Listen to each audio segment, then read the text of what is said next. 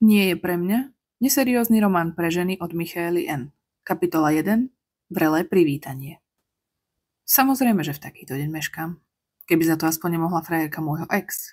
Nie, že by to bola ona, kto do mňa do 2 rána lial víno rovno z fľaše. Neúspešne som sa snažila samu seba presvedčiť, že to bolo od šťastia. Kto by dnes ešte zverejňoval fotky so snubným prsteňom? Všetci, čo nejaký majú? Vraj nie som pripravený na tak vážny vzťah. Moja vina.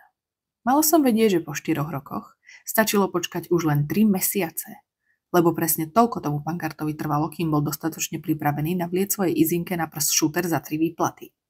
Bolo mi zle. Zo seba predovšetkým. A z Rieslingu z druhej police z dola, pretože to bolo maximum, ktoré som si mohla tento mesiac dovoliť. Zaspať v dobe, kedy už mám budík, dokonca aj kávovár, by bola väčšia hanba ako priznať črevnú výrozu. Potrebovala som si premyslieť, ako odôvodním svoje meškanie, keby som ten pohovor nestihla. Viedla som vopred prehratý boj so svojím hustým drdolom, keď ku mne spoza okna doľahlo vrčanie violinej motorky. Fajn, tak teda rozpustené.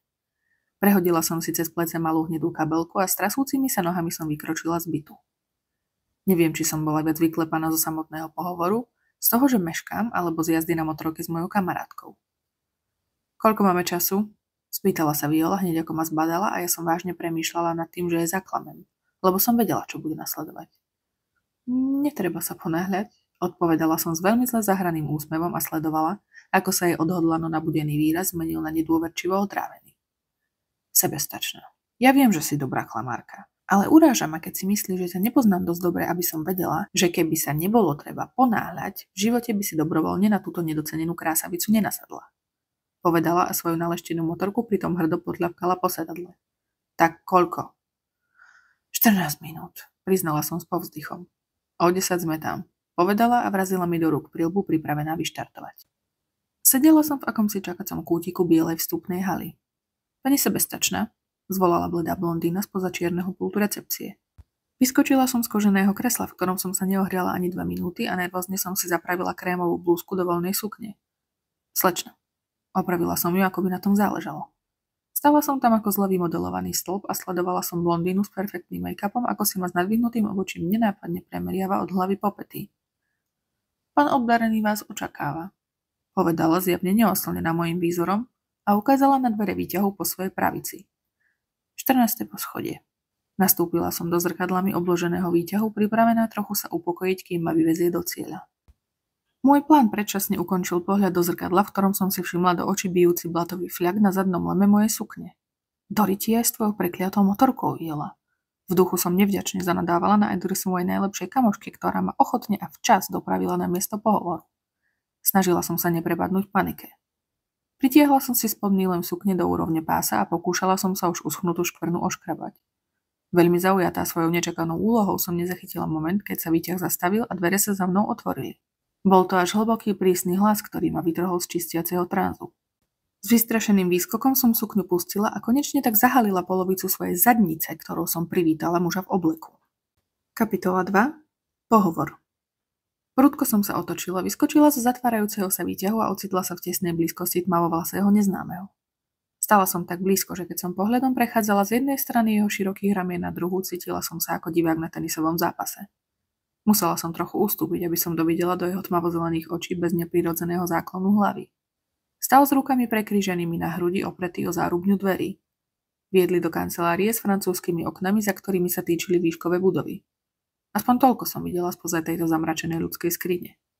V tej chvíli mi došli 2 veci. Toto je muž, za ktorým idem. A čaká na odpoveď. Prepáčte, prepočula som otázku. Pýtal som sa, či je toto spôsob, akým plánujete vítať aj mojich klientov, slečna sebestačná. Reagoval netrpezlivo. Hovorí sa o mne, že by som sa dokázala vykecať aj zo samotného pekla. No stavba tela tohto chlapa narúšala signál medzi mojim mozgom a ústami. Namiesto toho, aby som vtipne, no zároveň inteligentne a pôvabne zachránila situáciu jednou dobre cielenou vetou, vypadol zo mňa tento slovný odpad. Ani keby ste by za to zaplatili. Do ohňa som prihodila nervózny smiech, ako by som zabudla, že sa uchádzam o miesto osobnej asistentky muža označovaného okrem iného ako neznesiteľne seriózny. Im by som samozrejme ukazovala tú krajšiu polovicu. Dodala som len, aby som sa uistila, že som urobila maximum preto, aby som znela ako úplne nepríčetná idiotka. Ak okamžite nezačne niečo hovoriť a nepreruší tok mojich debilných myšlienok, prisahám, že ide teda o prejav nedostatku sebaúcty v snahe zapôsobiť na mňa? Prosím? Už len to, že som tam stála napriek vedomiu, že za uplynulý rok sa na danej pozícii vystriedalo 7 žien, z ktorých 6 odchádzalo dobrovoľne a s plačom, do istej miery vypovedalo o mojej sebaúcte, ale aj tak. Prosím? Tento raz na odpoveď nečakal. Ak to mal byť pokus o vtip, slečna sebestačná, budem musieť zhodnotiť, že ste sa na tento pohovor nedostatočne pripravili, pretože fakt, že humor nie je jednou... Odmlčal sa, zjavne hľadajúc vhodné slovo. Z kvalít, ktoré by som u svojich asistentiek vyhľadával, nie je tajomstvom. Ale nehovor. Vraveli ste niečo? Spýtal sa s kamenným výrazom. To som povedala nahlas. Zažmurkala som. Niekoľko dlhých sekúnd na mňa váhavo pozeral. Napokon s výrazom, ako by nebol spokojný so svojím vlastným rozhodnutím, povedal. Posaďte sa. Otočil sa a zároveň urobil čosi, čo sa mne nepodarí najbližších 30 rokov, kedykoľvek sa budem pokúšať zaspať. Odignoroval moju ruku, ktorú som k nemu už ani neviem, kedy natiahla na pozdrav. Urobil pár krokov k veľkému sklenenému stolu a ukázal na jedno z kresiel, zatiaľ čo sa sám posadil oproti. Dôkaz, že fyzicky bol schopný pred seba natiahnuť ruku. Prečo sa domnievate, že ste vhodnou kandidátkou na pozíciu mojej osobnej asistentky? Spýtal sa, ledva som si sadla, a mne sa v hlave spustila prehliadka absolútne nepoužiteľných odpovedí. Mám dlhoročné skúsenosti ako babysitterka. A keďže sa správate ako nevychované drucovité decko, ktoré vynechalo poobedný spánok, možno nájdeme spoločnú reč. Alebo nemyslím, že som vhodná, ale viem, že veta rok som vydržala pracovať pre najväčšieho tyrana v strednej Európe mi otvorí niekoľko zaujímavých dverí, o ktoré mám skutočný záujem. Nebojím sa výziev a veľmi dobre zvládam prácu pod tlakom, povedala som napokon nahlas. Prekvapila ma vlastná duchaprítomnosť, ktorá bola v uplynulých 10 minútach v tovijakej prdeli. Prisahala by som, že sa na jeho tvári myhol úškrn. Nie tak celkom pobavený, ale skôr zlomyselný. Začala som prehodnocovať svoje životné rozhodnutia. Stále na mňa pozeral, ako by nevedel, čo má so mnou urobiť. Poslať domov? Položiť ďalšiu podivnú otázku? Prehnúť cez stôl? Hodiť vlkom? Žijete sama, slečna sebestačná. Vybral si napokon možnosť číslo 2. Ja som si v hlave poznačila, že pri najbližšom sedení s terapeutkou bude na mieste prebrať fakt, že tento jeho výber vo mne vyvolal pocit sklamania. Mám papagája. Papagája. Obočie mu vystrelilo neprirodzene vysoko, no v zápäti svoju tvár upravil späť do kamenného výrazu. Skoro ako by sa hanbil za to, že prejavil ľudskú emóciu. Áno, Žaka. Na prvý pohľad môže pôsobiť fádne, ale je veľmi inteligentný a vyžaduje veľa pozornosti. Možno vás niekedy zoznámim. Podvihol jedno obočie. Prosím, zavolajte niekto sanitku, lebo neexistuje, že som túto vetu vypustila z úst v plnom zdraví. Obzvlášť potom, čo som si za uplynulých 15 minút zarobila už na 2 čierne body. To nebude nutné, odpovedal stroho a podával mi zväzok papierov zo stola. Naštudujte si to a riadte sa inštrukciami. Dovtedy o vás nechcem počuť. Dovtedy? Spýtala som sa zmetene. Všetko sa dočítate v tom zväzku a čo sa nedočítate, sa včas dozviete. Povedal, presunul pozornosť na ďalšie dokumenty na svojom stole a bez toho, aby od nich zodvihol zrak, dodal. Bolo mi potešením, Adriana. Zavrite za sebou. Za dverami kancelárie som sa snažila spracovať, čo sa práve stalo. Posrala som to. To sa stalo. Totálne som to domrvila. Ako by som počula slová svojej nebohej starkej. To, čo si tam predviedla, sa normálne robí na záchode za zamknutými dverami. A mala by absolútnu pravdu. Ale počkať, povedal. Dovtedy o vás nechcem počuť. To znamenalo, že toto nemusel byť úplný koniec. No čo ak mal na mysli, že sa najbližšie uvidíme na súde? Mohol by ma obviniť zo sexuálneho harašenia? OK, možno trošku preháňam. Z myšlienok ma vytrhlo zvonenie telefónu za dverami. Leon? Počula som stenou tlmenú odpoveď na prichádzajúci hovor. Pritisla som ucho k dverám, aby som lepšie počula. Nech sa ma nikto neopováži súdiť. Ak sa s týmto chlapom dostanem do problémov, čím viac o ňom a jeho živote budem vedieť, tým lepšie pre mňa. A ak by ma náhodou prijal ako osobnú asistentku, tiež potrebujem mať prehľad, nie? Ak by mi držanie huby išlo tak dobre ako seba klam, nemusela som tam stáť a stresovať z načúvania. Pracujem na tom, pokračoval obdarený. Vravel som ti, že si na to zoženiem človeka sám a za tým si stojím. Len to chce čas. Upokoj sa a dôveruj mi, mám to pod kontrolou. Ozvem sa, keď sa ozvem, dovtedy ma neotravuj. Môj žalúdok mi predviedol nečakaný gymnastický trik. Nevedela som síce, o čo ide, ale nepáčil sa mi pocit, aký to vo mne zanechalo. Zošuchla som sa do mäkkého kresla k malému konferenčnému stolíku vedľa vchodu do kancelárie a rozmýšľala som, čo ďalej. Musím odísť. Musím odísť a neobzerať sa. Zabudnúť na celú záležitosť. Nemala som z toho dobrý pocit a to bolo zlé znamenie. Zväzok papierov som nechala ležať na stolíku na znak odmietnutia a privolala som výťah. Chvíľu predtým, než výťah dorazil, sa za mnou otvorili dvere. Tentokrát som mala aspoň sukňu na správnom mieste, ale aj tak ma zamrazilo, keď na mňa opäť prehovoril ten hlas. Nezabudli ste si niečo? Pomaly som sa otočila v snahe získať čas na nejakú výhovorku. Obdarený ku mne znova natiahol ruku s tým istým zväzkom. Otvorila som ústa, pripravená niečo povedať, aj keď som nemala úplne jasno v tom, čo by to malo byť. No než som sa stihla opakovane strápniť, prerušil môj pokus slovami. Aspoň si to prečítajte. Ak sa vám to naozaj nebude pozdávať, môžete to zapáliť. Pani, tento chlapík vie ako na mňa. Bez slova som vzala papiere do rúk a nikdy som nemala väčšiu radosť z tichého ding a zvuku otvárajúcich sa dverí výťahu. Obdarila som ho jedným nepatrným kývnutím hlavy na pozdrav, ako by sme boli kamoši od detstva. Zvrtla som sa na opätku a vbehla do výťahu. Opäť mi urobil obrovskú láskavosť tým, že sa za mnou okamžite zavrel a dal sa do pohybu. Kapitola 3. Náplň práce. Ani neviem, ako som prišla domov. Hromadnú dopravu som v tomto meste využívala takmer celý život. Takže počas toho, ako som v hlave spracovávala uplynulé udalosti a pustila sa do povinného čítania, moje telo riadil autopilot. Sediac na vysokej stoličke som sa opierala o časť kuchynskej linky, ktorá slúžila ako jedálenská. Horúca šálka čaju mi ohrievala dlaň, ale na upokojenie by som v tej chvíli uvítala niečo ostrejšie. Druhou rukou som sa mimovoľne prehrabávala v papieroch na pulte. Ich obsah sa javil ako bežná náplň práce osobnej asistentky časovo aj spoločensky vyťaženého riaditeľa firmy. Až na niekoľko nie úplne obvyklých bodov, ako napríklad osobná asistentka sa zaväzuje zachovávať mlčanlivosť o dôverných informáciách vytýčených zamestnávateľom. Osobná asistentka bude k dispozícii aj vo večerných hodinách vo vopred stanovených termínoch. Osobná asistentka si udrží status slobodná v čase trvania pracovného pomeru. Je pravda, že o riadení siete galérií toho veľa neviem. Myslím si však, že dokážem objektívne zhodnotiť, keď niečo znie podozrivo. No v skutočnosti mi nič z toho, čo som si prečítala, neprekážalo. Ešte to vo mne vyvolávalo nádej na trochu zaujímavejší život.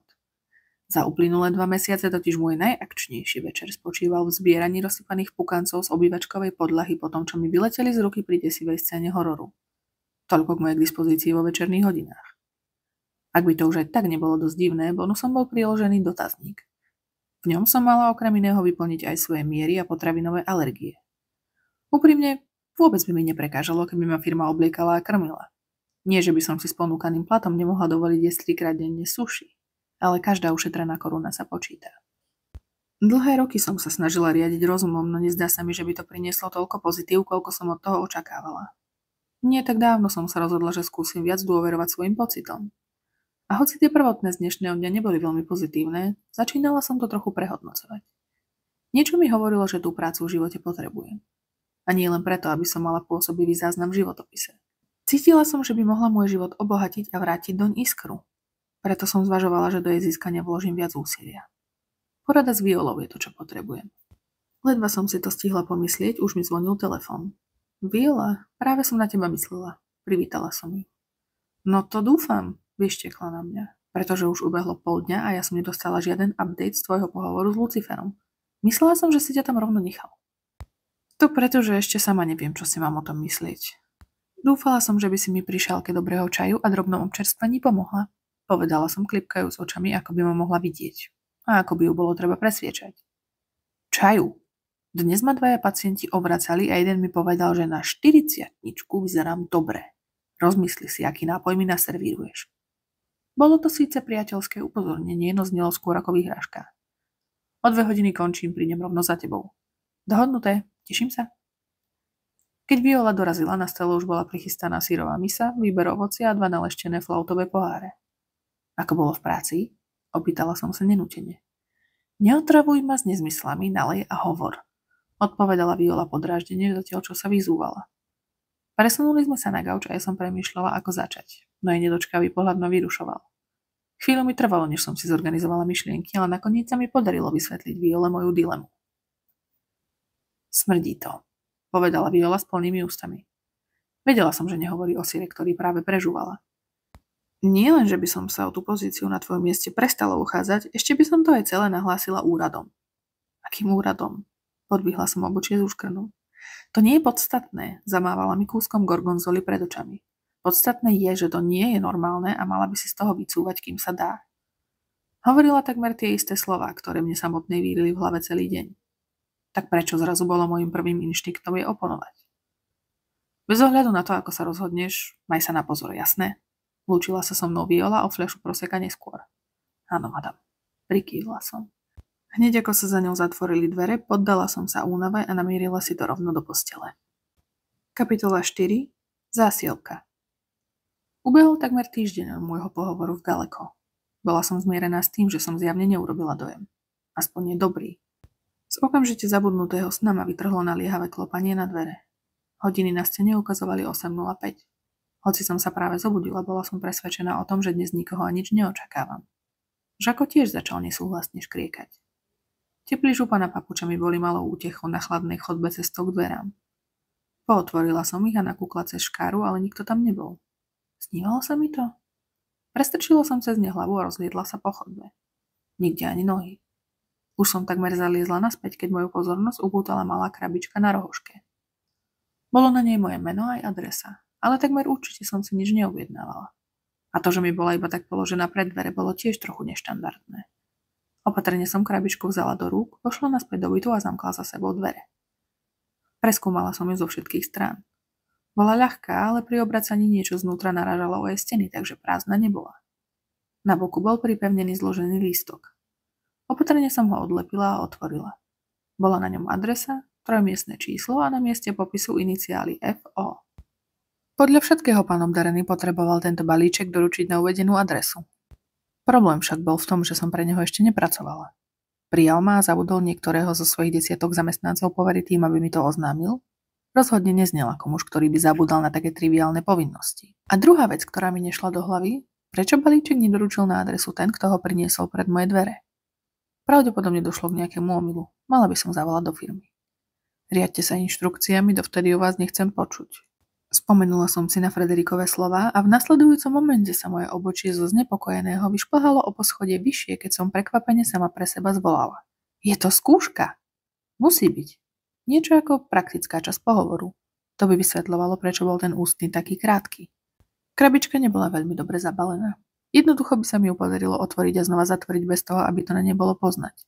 Ale neurobila som to. Srdce mi divoko búšilo a na tvári sa mi rozlial široký úsmev. To mohlo znamenať len jedno. Reč tela prevzala kontrolu nad mojim rozhodovaním a hlásila mi výsledok. Chcem pracovať pre toho arogantného idiota. Nerozviezané šnúrky na teniskách mi sťažovali ich obúvanie. Skackajúc na jednej nohe som zamykla dvere a následne som pokúsom opustila budovu. Smerovala som k vlakovej stanici. Presne tam ma viedla adresa na lístku. S náhlym prívalom adrenalínu prišlo aj rozhodnutie vydať sa tam pešo. Rýchlou chôdzou tam dorazím za menej než 10 minút. Po pár minútach sa mi medzi lopatkami začali formovať kvapôčky potu a náhle sa mi chcelo strhnúť zo seba mikinu. Prefúkne ťa. Zazneli mi v hlave typické slová mojej mamy a akoby na znak súhlasu sa do mňa oprel chladný oktobrový vietor. Tesne pred cieľom som spomalila a premýšľala, ktorým smerom sa vydať ďalej. Priestor stanice bol pomerne veľký a mojou jedinou ďalšou indíciou boli 3 čísla. Že by číslo nástupišťa? Premýšľala som nahlas, netrapiac sa tým, že hovorím na verejnosti samo so sebou. Každý, kto sa kedy ocitol na tomto mieste, vie, že to tu nie je nič nezvyčajné. Nie, tie sú len dvojmiestne. Blúdila som očami po nástupišti, hľadajúc jeho mapu, ktorá by potvrdila moju domnienku. No môj zrak ubútala stará hrdzavá skriňa v chodbe vedúcej do čakárne. Úložné boxy. Bola som si istá, že ich nevidím prvýkrát, ale nikdy som si plne neuvedomila ich existenciu. Pravdepodobne pre zastaraný vzhľad, ktorý príliš nelákal k ich používaniu. V dnešnej dobe by asi málo kto dôveroval úložnému boxu, ktorý sa zamyká na kovový kľúčik podobný tým, čo mali kedysi chrániť naše denníčky. Napočítala som celkom 7 obsadených boxov. Toľkým aspoň chýbal kľúčik. Fantazírovala som o ich obsahu.